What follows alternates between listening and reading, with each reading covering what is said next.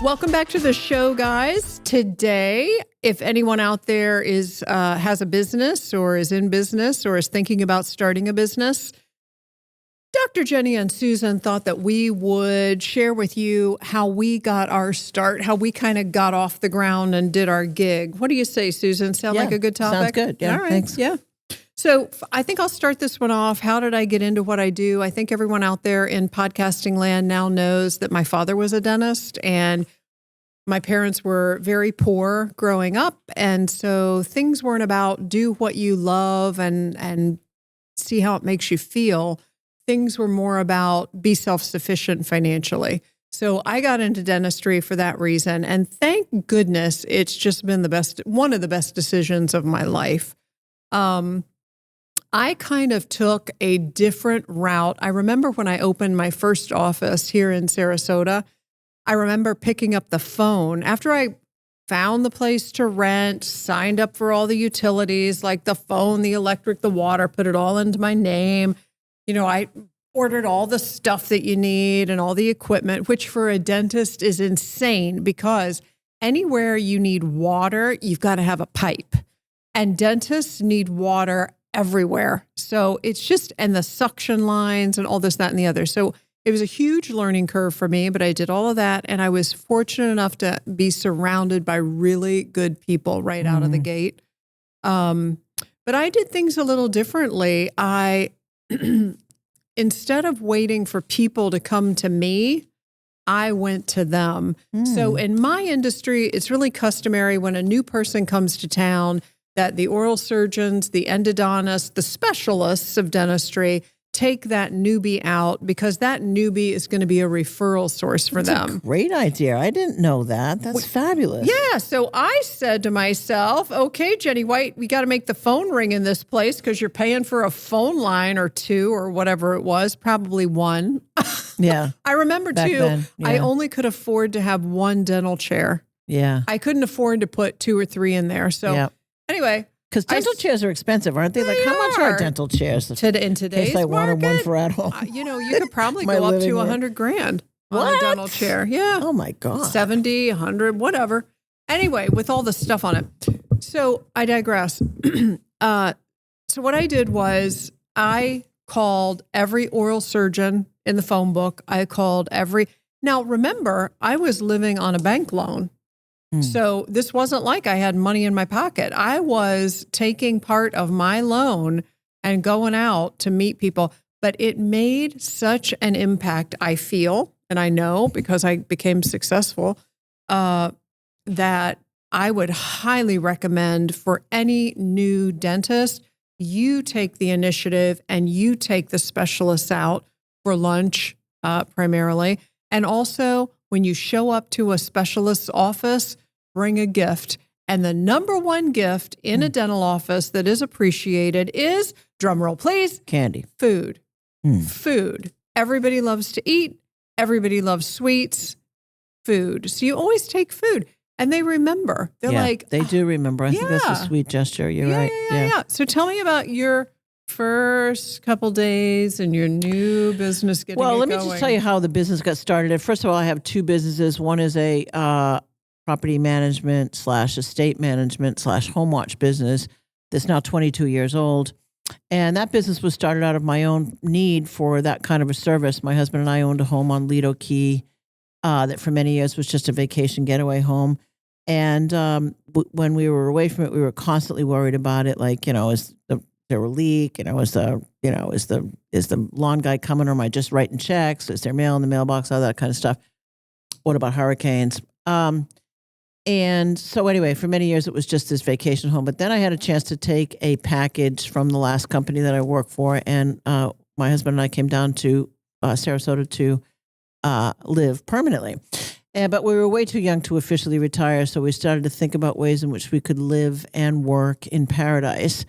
And we kept coming back to the fact that every time we were away from our property, we were constantly worried about it. And we thought, if we're in this situation, other people must be in this situation too. So there's this great expression, necessity is the mother of invention. And that's how my company, Key Concierge, was born, was out of our own need for this kind of a service. So in the beginning, it was just my husband and I, and we would manage these homes for homeowners. But how we got our original clients we really credit the realtor community for, because who better to know whether you're only going to be here part-time or seasonally, and therefore you need a service like ours, than the person who sells you the house, right? So the realtor community was very, very good and kind to us in the early days, referring us people that they knew needed estate management or home watch services, and that's how we were able to build the business. Now, fortunately, we're mostly word of mouth, because people know people who need it. So we're mostly word of mouth, but it was that real estate community that in the very beginning worked very hard to get us established, which we deeply appreciate.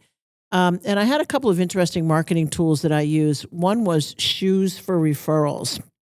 And there was this great shoe store on St. Armand Circle, just this very unusual shoe store. And whenever a realtor would give us a really good client, I would buy the realtor was often a woman, a pair of shoes from this place. And it was a very memorable way to... I want to be a realtor. Yeah. And it was, the price of entry wasn't that much, because this was a shoe store where they often sold discount shoes, but they were cool shoes. And then I would guess at the size, but the realtor could go back in and exchange it for a size that worked. So that was a very good program until the shoe store went out of business. I could no longer do that anymore. But yeah, spending time at the realtor sales meetings, bringing in breakfast, bringing in lunch, making presentations, that kind of things. Those are the early days of my company.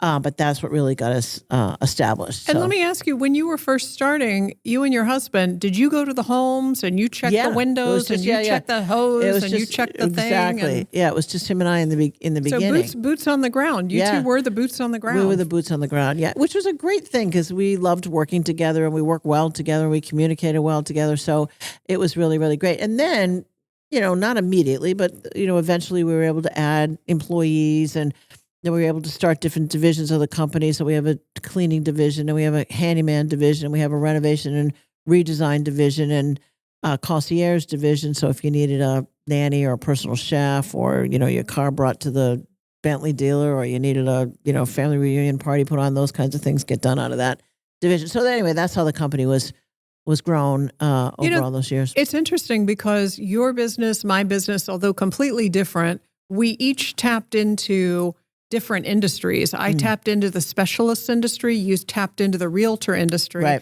to kind of fuel that. And a thing that happened early on, everybody wanted us to go to these meetings where they had different businesses and everybody would trade. Now, for me, that didn't work. Yeah, me either. I'll tell you why. Tell me why. I just felt like I was well. And the other thing that I did right out of the gate, I forgot to mention, was I gave away my service. So I lived without a salary for probably a year and a half, possibly 2 years. I can remember not being able to afford dry cleaning in the beginning. That was out of the question. That was like a luxury item for me. So the other thing that I did was I wanted to show people show people what I got, show people how I'm different. So I would offer free cleanings, exam, and x-rays. Oh, free. That was smart. Absolutely free. Free. No glitch. People would call, they would come in and they would say, "What's the glitch?" And I was nothing. But did those people, what was the turnover to patients from there? Was it was like almost 100%? Extraordinary. Yeah, it was extraordinary. It was probably 70 to 80%. Ah, good for you. And it was just, because if you've got something special and you're different and you can do it better, let people see it. Don't sit around and wait and haggle. Early on, I had a dentist mentor, and he told me, he said, "Jenny, just run the drill. Don't worry about the this or the that or talking or the price even. Just get to work. Get busy, and everything follows." And it was so true. But back to, I don't know what you call that. It wasn't multi-level marketing, but it was something where everybody wanted to get together and barter. Yeah. Bartering got me nowhere. Yeah. It was a business, not builder. Well, for me, I don't remember the bartering part so much, but what I do remember is, I could certainly refer people to the hairdresser or to the chiropractor or some of the other people who were around that table.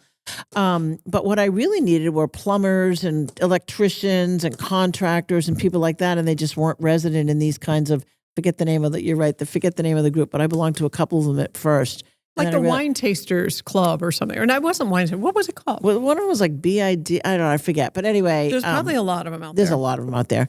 And if it's working for you, I'm not knocking Yeah, that. no, but it worked wasn't for a lot me. of people. It just wasn't for my industry. Right. Yeah, I totally agree. The interesting thing about my industry too is that when I started the company Key Concierge 22 years ago, I was the only one doing it in town, the only one that was doing it as a business. There were retired firemen and retired policemen that would check on homes, but I was the only one that was applying a business model to this idea. And but now, of course, there's many competitors. I love that. What's that expression? Imitation is the best form of flattery, or whatever it is. Yeah, But in the beginning, it was just us. So that was both a benefit and a drawback because people weren't really sure about like what are you doing again? Why do we need that? Right. That kind of thing. Key what? Yeah. Conci what? Right. Concierge what? Yeah. So one of the tough things in the dental business that nobody talks about is you literally, I laugh to myself because the kids that are coming out of dental school today, they think I'm going to show up in this office, I'm going to drill, and then I'm going to go home and that's my day. If you want to succeed, you need to know everything. You need to know how to fix the equipment. You need to know how to handle staff. You need to know how to hire and fire. You need to know how to order the dental supplies. You need to know it, and you need to know all the procedures. Yeah. And you need to socialize and network with the specialists. It is, if you're going to be great in this industry, it is full on commitment. Yeah. And to think you're just kind of going to float in and float out, you might be able to have a career and whatnot and make your way, but you're not going to soar. It's not going to, I don't feel it's going to bring the fulfillment. So that's one thing that I don't think anyone knows is when the equipment stops working. Yes, I have an equipment repair guy, and he's fabulous, by the way, but I have to have a clue as to what to relay to him so that he knows what the heck to do. Yeah. Would you agree? It's probably true in your business too. I totally agree with that. Yeah, and absolutely. is this true in every business, you think, or no? Well, Not really. what the part that is true is that new business owners wear a lot of different hats, right? So you're answering the phone and you're doing the accounting and you're doing the marketing, Forgot you're the showing up at the accounting, meetings forgot the and marketing. you're signing up new clients and So you definitely have a lot of hats that you wear when you start a new business, and so I think that people need to understand that if you're getting into a new business, you'll be doing a lot of things. Yeah. But it's not like it's a burden. It's not like it's oh my God, you just kind of flow with it. Like this comes along and you handle that. And then the next thing you know, after X number of years, you're really good at it. So it's not something to shy away from. Well, I think what you know is that you develop the skill set to know what, where the flaws are in your business. Not flaws isn't the right word, but where the weak points are. And when you are ready to recruit for people, you know what you need and what skill set you need when you're recruiting for people. So, yeah.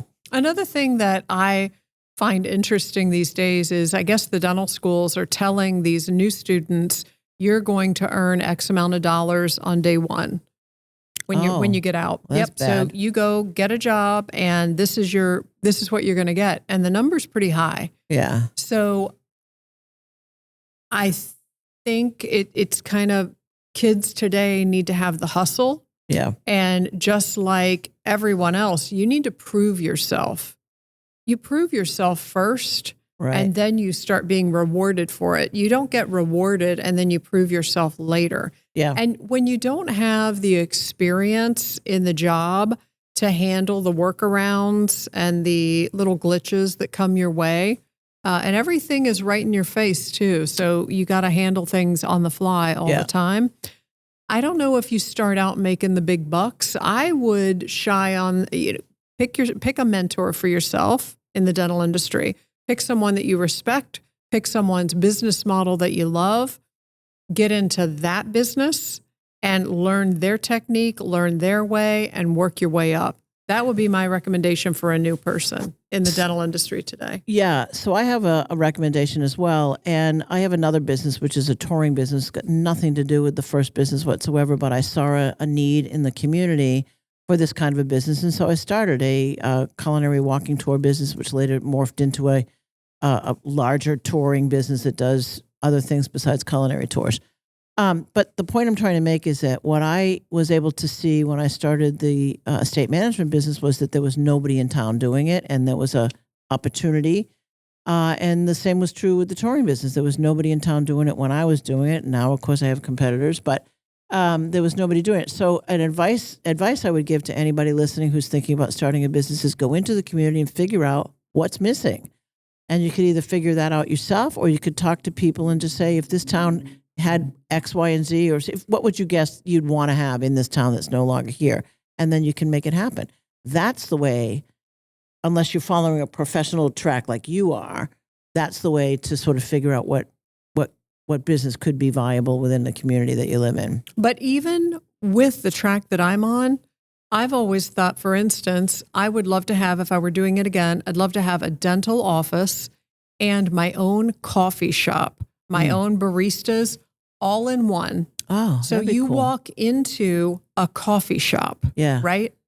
And we're serving the lattes and the cappuccinos and the bottle of water and the iced teas and the blah, blah, blah, blah, blahs. And then there's a dental office hooked to it. How great would that be? That would be great. My dream started off being side by side to a Starbucks.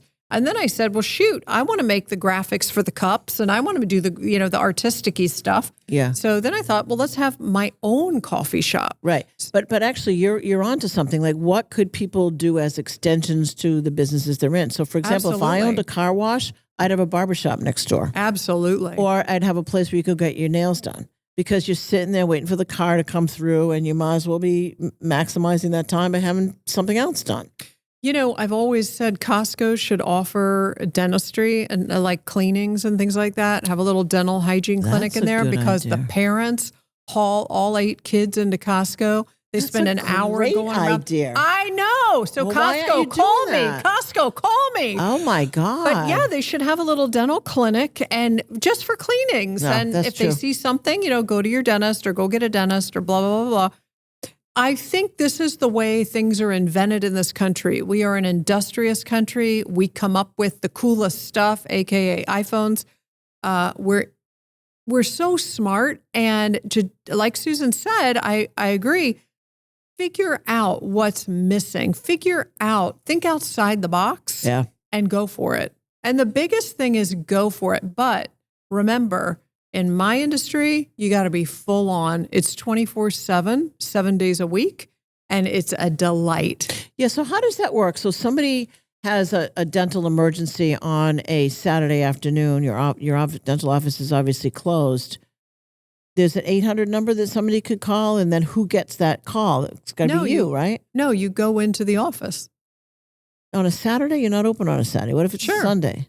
You go into the office. Oh, okay. You've got a key. No, I'm talking about I'm the one with the emergency. I'm the one that has a dental emergency. Yeah, you call the dental office. Oh, okay. And you say, I'm having an emergency. And then the dentist calls you back and says, how about 3:00? So that's you who calls back. For sure. But what if you're in Arizona?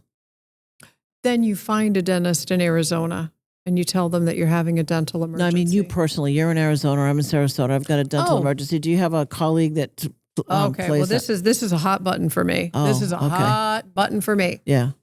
I have made friends through my networking, wonderful friends, quality friends, excellent dental work friends. And before I go out of town, I set up an arrangement to say, will you cover for me? Perfect. In today's day and age, what a lot of the dental corporations are doing is you call and they say, go to the emergency room. No. Yes.